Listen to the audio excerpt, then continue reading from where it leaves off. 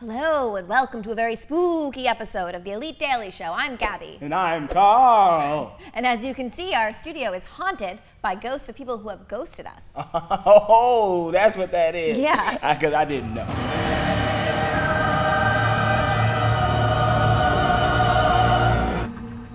Ghosting. Oh, as I like to call it, the hit it and quit it. The rail and bail. The bone and go home. The tooted and booted.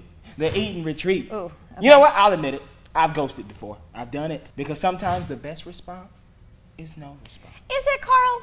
Is it? Well, you know, we saw on the site an article about why ghosting is ruining dating, and I have to agree. You know, ghosting has been around forever, okay? And it's a natural tendency of human beings to avoid conflict. We always are hooking up casually with people, and it's gonna happen. It's a part of adult life, and you want to avoid it at all costs. Well, yeah, absolutely. I mean, we saw in the news recently, Charlize Theron ghosted on Sean Penn, and that kind of started this whole dialogue about ghosting. There was a survey that polled 185 people, and of those people, 24.2% of women and 16.7% of men have been ghosts. And a recent study has showed that 11% of Americans have been ghosted. 11%? That number seems quite low. You know what? I'm just gonna say it. Sometimes it's easier to just not text that girl back and let her know that her back hair makes your hands itch. And it's true, yeah. You know, you can never really ghost on people today with social media because you can just check his Instagram and see. The reason why he's not hitting it anymore goes by the name of @Sarah271. Ah, yes, that is true. Sometimes the people that have been ghosted on can come back and do some haunting themselves. Exactly. Especially when you see those people in the window of a store. Yeah. Or you see a sock that they left, or a sweatshirt,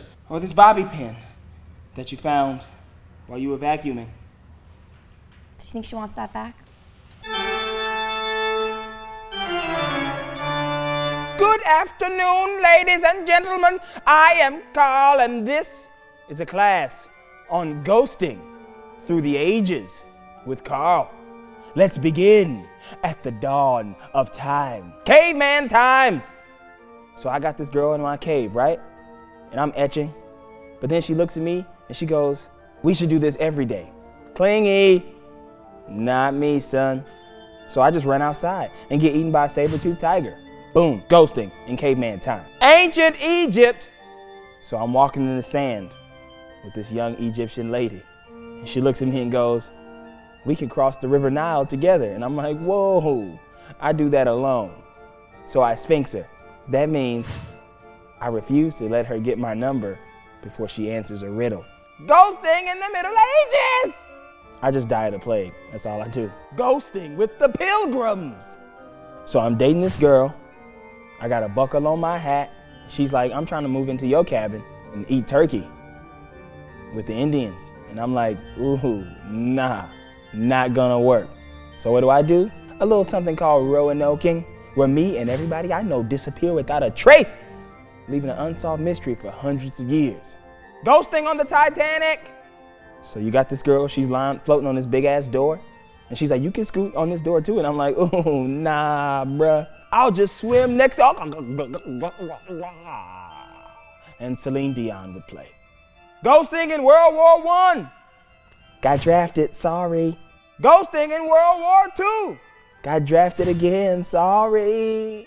Ghosting in the 60s, the time of free love, a time of concerts like Woodstock, where you would ghost by just crowd surfing away till nobody could see you anymore. The 1980s, you could take a pottery class, never show up. Oh my God, Whoopi Goldberg is here. Oh my love. Today, you just ghost. You just send that ghost emoji. And in the future, you join the new Mars colony. This has been ghosting through the ages, and everyone gets an A. I grade on a curve, a ghost curve.